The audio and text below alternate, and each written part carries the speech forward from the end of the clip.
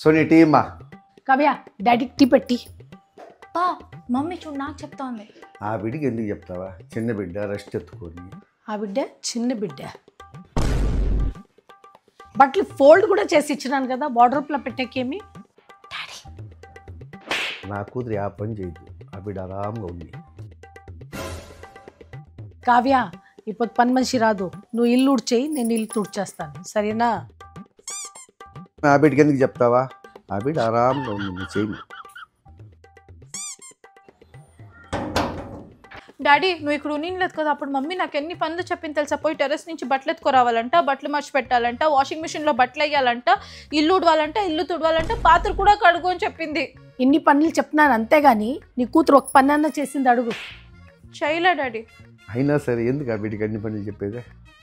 చేయిపోయినా పర్వాలేదు, చెప్పొద్దు, సరేనా?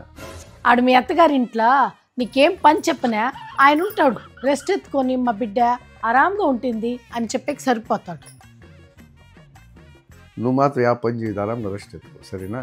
హ్యాపీగా ఎప్పుడు మొబైల్ చూస్తా జాలీగా, ఓకే? అబ్బా కూతురు ఇద్దరు సరిపోతారులే.